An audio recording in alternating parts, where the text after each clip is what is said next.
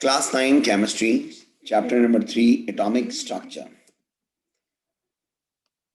Atom के बारे में जो कॉन्सेप्ट है, it's a very old concept.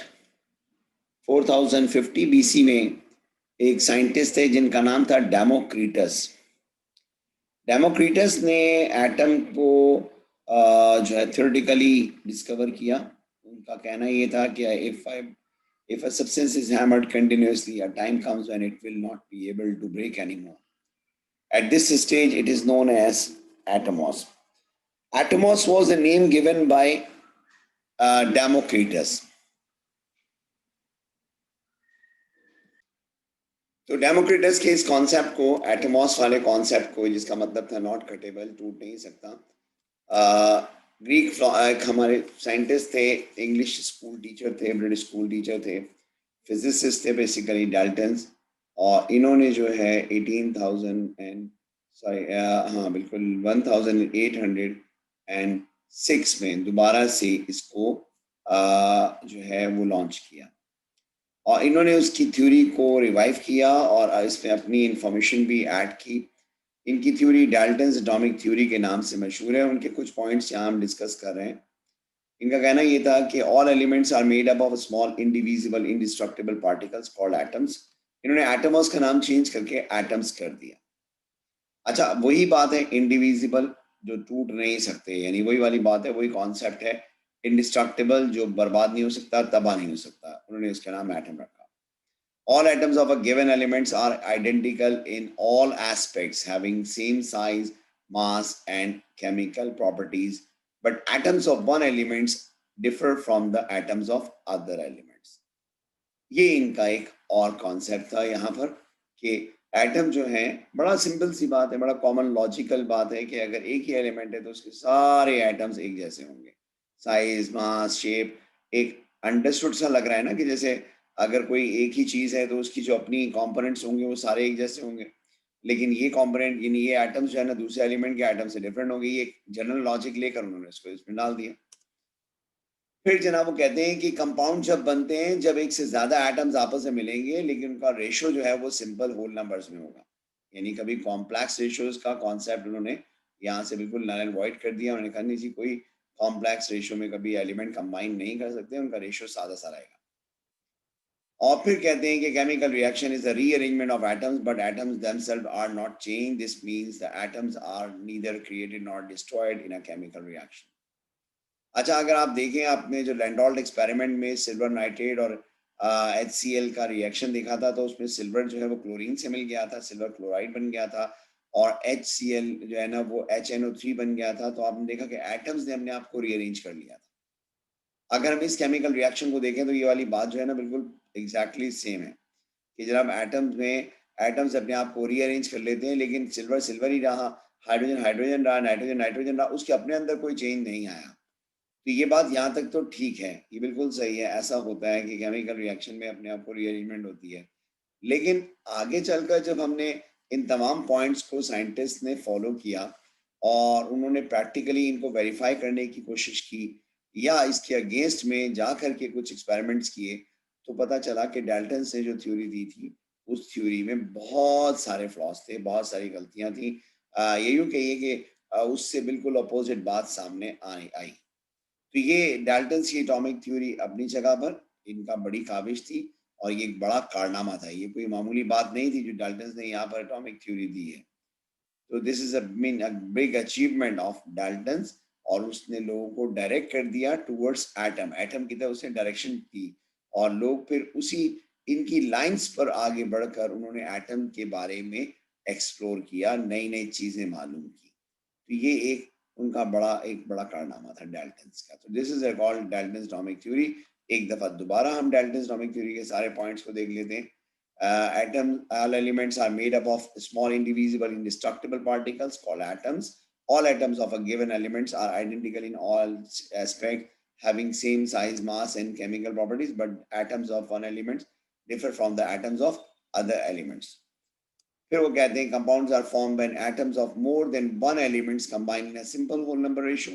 A chemical reaction is a rearrangement of atoms, but atoms themselves are not changed. This means that atoms are neither created nor destroyed. ये उन्होंने law of conservation of mass को यहाँ add कर दिया लेवॉइजर का, और उसी को जनाब ऐड करके उन्होंने यहाँ पर उस थ्योरी को मुकम्मल किया। तो ये बात कंप्लीट हो जाती है डाल्टन्स एटॉमिक थ्योरी से रिलेटेड। तो नेक्स्ट टॉपिक हमारा रेडियो एक्टिविटी है, the phenomena related to the spontaneous disintegration of the nucleus of an atom and emission of invisible radiation from the nucleus of an atom is called radioactivity. आपने घर में definitely ऐसी चीजें देखी होंगी जो रात में अंधेरे में चमकती हैं। रेडियम है, सीजियम है, अगर इनको अंधेरे में देखा जाए तो इनमें से रोशनी निकलती है। ये तो वो एलिमेंट है जिनमें रोशनी निकल रही है, तो वो रेज नजर आ रही हैं, लेकिन हम इस रेज को रिकॉग्नाइज नहीं कर सकते। इनमें से कुछ ना नजर आने वाली रेडिएशंस होती हैं जो बिल्कुल दिखाई नहीं देती, और ये न्यूक्लियस के टूटने से पैदा होती हैं। यानी जब न्यूक्लियस टूटता है तो ये पैदा होती है। इस प्रोसेस को, इस नेचुरल प्रोसेस को नेचुरल रेडियो एक्टिविटी कहते हैं। आर्टिफिशियली भी हम रेडियो एक्टिव एलिमेंट्स बनाते हैं, लेकिन बहरहाल ये नेचुरल रेडियो एक्टिविटी है। अच्छा, इसका यहाँ पढ़ना इसलिए ज़रूरी है क्योंकि हम जो टॉपिक्स आगे कर रहे हैं उस टॉपिक में रेडियो एक्टिविटी को समझना है। हमारे पास रेडियो एक्टिव रेडिएशंस की बारे में जो सबसे पहले जिस साइंटिस्ट ने हमें बताया वो थे ब्रिटिश के फिजिसिस्ट थे अर्नेस्ट रदरफोर्ड। अच्छा, इससे पहले हमारे पास हेनरी बिक्वेरल हैं जिन्होंने रेडियो एक्टिविटी का फिनोमेना डिस्कवर किया था, और उन्होंने अपने एक्सपेरिमेंट में तमाम तकरीबन जनाब देखा कि एक एक्सपेरिमेंट उन्होंने किया था छोटा सा, जिसमें उन्होंने एक रेडियो एक्टिव मटेरियल को लिया, एक स्टेंसिल पे रखा, पेपर पे रखा, रैपर रखा, और उसे वो धूप में, क्योंकि उस ज़माने में मशहूर था कि धूप से कुछ मटेरियल एनर्जाइज होते हैं, उनसे रेडिएशन निकलती है और ट्रेस हो जाता है। तो ये उन्होंने रखा और देखने जा रहे थे कि धूप में रखने ही जा रहे थे कि बादल आ गए, क्लाउड्स आ गए, और उन्होंने फिर उसको, उस मटेरियल को बजाय धूप में रखने के अपने पास अंदर दराज में रख लिया। तकरीबन 8-10 दिन बाद, ये उस साल का अप्रैल का महीना आ गया, 4 अप्रैल को उन्होंने दोबारा निकाला, और जब निकाल के उन्होंने सोचा कि मैं इसको चेक कर लूँ दोबारा सेटअप करके फिर बाहर ले जाता हूँ। तो जब दराज में तो कोई रोशनी नहीं, सूरज नहीं था, उन्होंने जब उसको खोला तो उसमें वो ट्रेस हो चुका था। उनके लिए सरप्राइज था क्योंकि दराज में सूरज नहीं आता, लाइट तो थी नहीं। तो उन्होंने दोबारा से उसको रैप किया, ऐसे ही दोबारा एक नया सेटअप बनाया, और उसने मुख्तलिफ दिनों में मुख्तलिफ जगहों पर अंधेरे में, डार्क अंधेरे में रखा, मतलब बिल्कुल डार्क प्लेस पे रखा। तो बार बार करने के बावजूद उनको ट्रेसेस मिलने लग गए। इसका मतलब ये हुआ कि जो रेडिएशन निकल रही थी उसमें सूरज की रोशनी का कोई अमल दखल नहीं था। There was nothing to do with the sunlight. ये सिर्फ और सिर्फ जो ताल्लुक था इसका उसके नेचुरली था। तो उन्होंने यहाँ पर बताया कि ये एलिमेंट्स में से खुद से स्पॉन्टेनियसली कुछ एनर्जी निकल रही है, और वो रेडिएशन जो हैं वो रेडियो एक्टिव रेडिएशन हैं। और जनाब फिर उन्होंने ये फिनोमेना डिस्कवर हो गया, यानी ये फिनोमेना हमारे पास सामने आ गया हमारे कि जनाब ये रेडियो एक्टिविटी कहलाएगा। यानी नेचुरली एलिमेंट के न्यूक्लियस के अंदर ब्रेकअप हो रहा है, टूट रहे हैं उसके पार्टिकल्स, न्यूट्रॉन्स, प्रोटॉन्स उस रेडिएशन की शक्ल में बाहर आ रहे हैं। तो पीछे बच जाने वाले एटम में एक चेंज आ जाता है, उसका एटॉमिक नंबर चेंज हो जाता है, उसकी प्रॉपर्टी चेंज हो जाती है, लेकिन वो एक नया एलिमेंट बनता है। उस एटम को हम डॉटर न्यूक्लियाई कहते हैं, क्योंकि उससे भी रेडिएशन निकलेंगी तो एक नया एलिमेंट बन जाएगा। ये मालूमात तो रेडियो एक्टिव एलिमेंट की जो है हेनरी बेक्वेरेल ने बताई। अर्नेस्ट रदरफोर्ड ने इस पर मजीद काम किया और उन एक रेडियो एक्टिव मटेरियल को एक मैग्नेटिक फील्ड में रखा, और उसके बाद एक फोटोग्राफिक प्लेट पर उससे निकलने वाली रेडिएशन को ले लिया। और जब उसने ऐसा किया तो क्या देखते हैं कि उस मैग्नेटिक जो आपकी फोटोग्राफिक प्लेट थी, उस मैग्नेटिक फील्ड में जो पॉजिटिव फील्ड थी, यानी नॉर्थ पोल कह लीजिए, या इलेक्ट्रिकल फील्ड पॉजिटिव फील्ड थी, उस तरफ बहुत सारे निशानात बने, और कुछ निशान दरमियान में बने और कुछ जो है वो नेगेटिव साइड पे बने। यानी सबके सब पूरे पूरे एक जगह पर नहीं बने, बल्कि निशान जो है वो फील्ड्स के हिसाब से बने। इससे उसने ये बात का अंदाजा लगाया कि कुछ पार्टिकल्स इसमें निकल रहे हैं जिनका चार्ज नेगेटिव है और वो पॉजिटिव फील्ड की तरफ गए, कुछ जो है वो पॉजिटिव हैं और वो नेगेटिव फील्ड की तरफ गए, और कुछ पे कोई चार्ज नहीं था, लिहाजा ना वो पॉजिटिव फील्ड से अट्रैक्ट हुए ना नेगेटिव फील्ड से अट्रैक्ट हुए, बल्कि वो सीधे चले गए। नेगेटिव जो रेज निकल रही थी उनका नाम उसने बीटा रखा, जो न्यूट्रल रेज निकल रही थी उनका गामा रेज नाम रखा, और जो पॉजिटिव रेज थी उनका नाम अल्फा रखा। अल्फा पार्टिकल्स काफी भारी होते हैं, ये तकरीबन आपके 4 न्यूट्रॉन के डबल न्यूट्रॉन के प्रोटॉन, 2 प्रोटॉन्स और 2 न्यूट्रॉन के बराबर इनका मास होता है। यानी हाइड्रोजन न्यूक्लियाई जो है उसका ट्वाइस कर लें, उसके मास के बराबर इनका मास होता है, और इन पर चार्ज 2 प्रोटॉन्स के बराबर होता है। इन्हें हम हाइड्रोजन आयन मॉलिक्यूल भी कहते हैं। अल्फा पार्टिकल्स को लेटेस्ट जबान में हाइड्रोजन आयन मॉलिक्यूल कहा जाता है, पहले इसे हाइड्रोजन न्यूक्लियाई कहा जाता था। बहरहाल यानी हाइड्रोजन के एक आइसोटोप है, उसका न्यूक्लियाई कहते थे, ड्यूटेरियम न्यूक्लियाई। गैमा जो है वो पार्टिकल नहीं होते, वो रेज होते हैं। ये पेनिट्रेटिंग पावर इनकी बहुत ज़्यादा होती है, रोशनी यानी लाइट की स्पीड से ट्रैवल करते हैं, और बीटा जो है फास्ट मूविंग इलेक्ट्रॉन्स होते हैं, तो इन पर नेगेटिव चार्ज होता है, ये पॉजिटिव फील्ड की तरफ बैंड होते हैं। ये तो इंट्रोडक्शन हो गया आपके रेडियो एक्टिव रेडिएशंस का। अब आइए अपने मेन टॉपिक पे, जिस टॉपिक के लिए हमने ये सब कुछ सीखा, तो वो टॉपिक है रदरफोर्ड्स एटॉमिक मॉडल। एक आर्गुमेंट था जो साइंटिस्ट का चल रहा था एटम के स्ट्रक्चर पे। देखिए, सबसे पहले तो एटम के वजूद के बारे में बहस हो रही थी कि एटम है या नहीं है। अब ये बात हो रही थी अगर एटम है तो कैसा है, उसकी शक्ल कैसी है। तो रदरफोर्ड ने एक मॉडल, एक सैंपल जो है ना डिजाइन किया।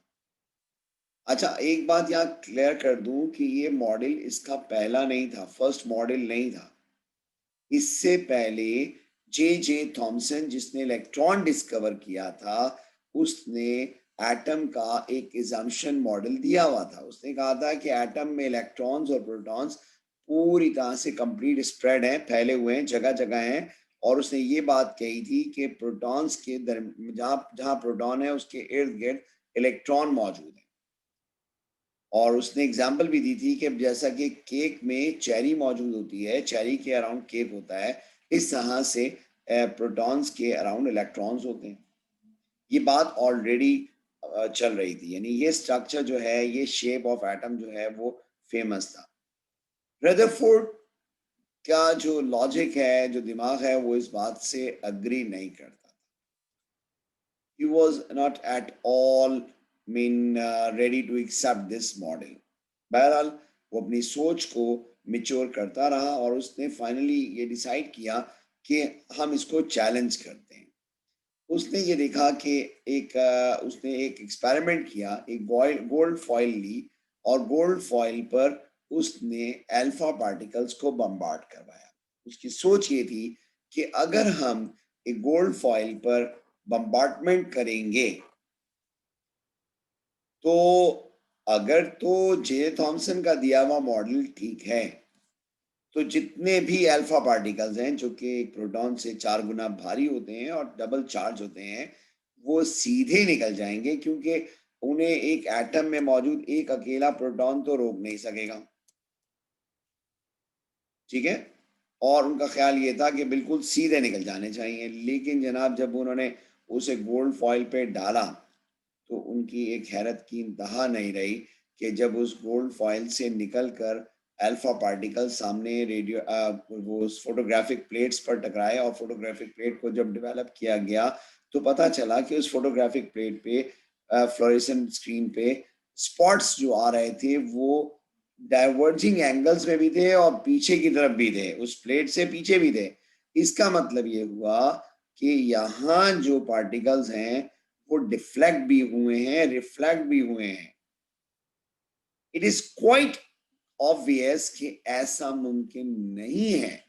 It is not at all possible for a single proton to reflect an alpha particle back. एक अकेला प्रोटॉन 4 गुना भारी अल्फा पार्टिकल को और दुगने चार्ज अल्फा पार्टिकल को वापस धक्का नहीं दे सकता। तो उसने कंक्लूड किया कि ऐसा सिर्फ तभी हो सकता है अगर प्रोटॉन किसी एक जगह जमा हो, तो उनकी पॉजिटिव जो चार्ज की रिपल्जन पावर है बहुत ज़्यादा हो जाएगी। और उन्होंने इस बात को भी डिस्क्राइब किया कि भाई ये पार्टिकल सीधे क्यों चले गए, क्योंकि अगर भाई सीधे गए हैं तो आप तो कह रहे थे कि अगर सीधे चले जाएं तो इसका मतलब है ये थॉमसन का कॉन्सेप्ट ठीक है, लेकिन यहाँ ये बात सामने आ रही है कि जनाब वो सीधे क्यों गए, why they move straight away. वो कहते हैं कि एटम का एक बड़ा हिस्सा खाली है, एटम में प्रोटॉन्स एक बहुत छोटी सी जगह पे और वो सेंटर में मौजूद हैं, और उस हिस्से का नाम रदरफोर्ड ने न्यूक्लियस रखा। उन्होंने कहा कि जितने भी इलेक्ट्रॉन वहां थे वो सब के सब इलेक्ट्रॉन जो है जो न्यूक्लियस से दूर गए वो स्ट्रेट चले गए, लेकिन जो इलेक्ट्रॉन जो थे वो न्यूक्लियस के करीब से गुजरे वो रिपेल हो गए, और जो बिल्कुल न्यूक्लियस के सामने आया वो टकराकर वापस आ गया, यानी उसमें रिफ्लेक्शन हो गई। ये मॉडल रदरफोर्ड ने पेश किया। यहाँ पर कुछ प्रॉब्लम्स रहती थी। मॉडल बहुत अच्छा था, बहुत जबरदस्त, लेकिन still we found that there are still some kind of main problems are here. अब क्वेश्चन राइज क्या होता है यहाँ पर? क्वेश्चन राइज ये होता है जनाब रदरफोर्ड के लिए कि रदरफोर्ड के दिए गए मॉडल में एक एक्स्ट्रा न्यूक्लियर पार्ट है, एक न्यूक्लियस है, न्यूक्लियस एलिमेंट का पॉजिटिवली चार्ज होता है, सारा का सारा मास न्यूक्लियस में होता है, ये बात बिल्कुल ठीक है। न्यूक्लियस मिडल में लोकेटेड है, ये बात भी एक्सेप्टेबल है। नेग्लेक्जिबली स्मॉल है उसका इलेक्ट्रॉन का मास, ये भी बिल्कुल ठीक है प्रोटॉन से, न्यूक्लियस से कंपेयर करने पर। और जनाब पॉजिटिव चार्ज प्रोटॉन्स जो है वो सब के सब मौजूद हैं आपके न्यूक्लियस में। न्यूट्रल पार्टिकल भी, न्यूट्रॉन्स जो हैं वो भी न्यूक्लियस में मौजूद हैं। और एटम क्योंकि ओवरऑल न्यूट्रल है तो उस पर कोई चार्ज मौजूद नहीं होगा क्योंकि नंबर ऑफ प्रोटॉन्स और इलेक्ट्रॉन्स बराबर हैं। लेकिन आखिरी बात जो वो कर रहे हैं, electron revolve around the nucleus in various orbit call energy level. यहाँ आकर थोड़ी सी गड़बड़ गड़बड़ हो गई। उन्होंने यहाँ एक्चुअली जो कॉन्सेप्ट दिया है उसके मुताबिक सारे इलेक्ट्रॉन्स एक साथ मूव कर रहे हैं। यहाँ जो रदरफोर्ड का मेन कॉन्सेप्ट था वो ये था कि सब के सब इलेक्ट्रॉन एक साथ मूव कर रहे हैं। तो यहाँ प्रॉब्लम ये आ रही थी कि अगर सारे इलेक्ट्रॉन एक साथ मूव करेंगे तो वो धीरे धीरे एनर्जी लूज करेंगे, और एनर्जी लूज करेंगे तो लाइट की शक्ल में लूज करेंगे, और वो एनर्जी बिल्कुल क्योंकि सब के सब इलेक्ट्रॉन एक साथ मूव कर रहे होंगे, जुड़ के मूव कर रहे होंगे, तो उनमें से जो लाइट का अगर हम प्रिज्म से पास करें उससे निकलने वाली लाइट को, तो एक बैंड बनेगा, उस बैंड में कोई गैप नहीं आएगा, बिल्कुल लगातार लाइट्स आएंगी, जिसे उसे हम कंटिन्यूस स्पेक्ट्रम कहेंगे। हमने एक एटम से निकलने वाली लाइट को जब प्रिज्म से गुजारा तो क्या देखते हैं कि उसमें स्पेक्ट्रम बना, और वो स्पेक्ट्रम ऐसा बना कि लाइंस वाइज बना, यानी लाइन लाइट बनी अंधेरा आया, लाइट बनी अंधेरा आया, लाइट हुई अंधेरा आया, यानी यहाँ पर इसे हम लाइन स्पेक्ट्रम कहेंगे। वो लाइंस जो रेस की थी वो डिवाइड हो गई, बट गई लाइनों में, ठीक है, कंटिन्यूस नहीं आई। इसका मतलब है कि जो रेज निकल रही हैं वो सारे एक साथ इकट्ठे इलेक्ट्रॉन से नहीं निकल रही, वो कुछ गैप के साथ निकल रही, इसीलिए वो डिवाइड हुई, स्पेक्ट्रम बना। तो यहाँ कंटिन्यूस स्पेक्ट्रम नहीं बनता। अगर हम उसकी बात मान ले रदरफोर्ड की कि सारे इलेक्ट्रॉन घूम रहे हैं एक साथ, तो वो जनाब एनर्जी लूज करेंगे और लाइट की शक्ल में करेंगे, तो कंटिन्यूस लाइट के लूज होने से कंटिन्यूस स्पेक्ट्रम बनना चाहिए। लेकिन अगर गैप से लाइट निकल रही है, शेल्स में निकल रही है डिफरेंट पास मतलब डिस्टेंस के साथ, तो लाइन स्पेक्ट्रम बनता है, और वो बन रहा है, ठीक है, लाइन स्पेक्ट्रम बनता है, जो कि रदरफोर्ड के कॉन्सेप्ट के अगेंस्ट है।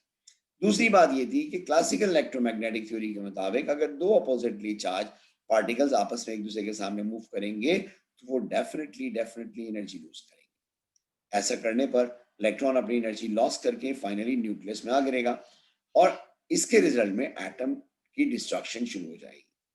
हमारी सराउंडिंग में जितनी चीजें मौजूद हैं उनमें फिर डिस्ट्रक्शन होनी चाहिए, लेकिन हम ये देखते हैं कि हमें अपने आसपास ऐसी कोई डिस्ट्रक्शन दिखाई नहीं दे रही कि जगह किसी भी जगह एटम्स ब्रेक हो जाएं, चीजें ब्रेक हो जाएं, टूट जाएं, ऐसा नजर नहीं आ रहा, यानी इस कदर अनस्टेबिलिटी चीजों में दिखाई नहीं दे रही।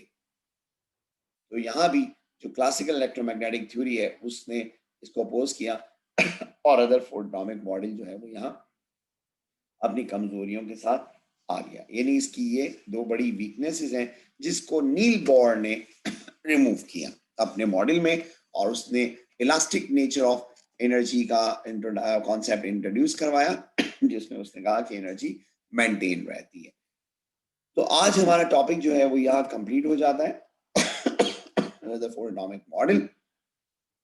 आई होप कि आप सब लोग इस मॉडल को समझ गए और इसके बारे में कोई कंफ्यूजन नहीं है। कोई कंफ्यूजन हो तो आप सवाल कर सकते हैं मुझसे और मैं आपके सवालों के जवाब भी दूंगा। लेकिन इस वक्त यहाँ ये टॉपिक हम एंड करते हैं and this is all about your chapter number 3।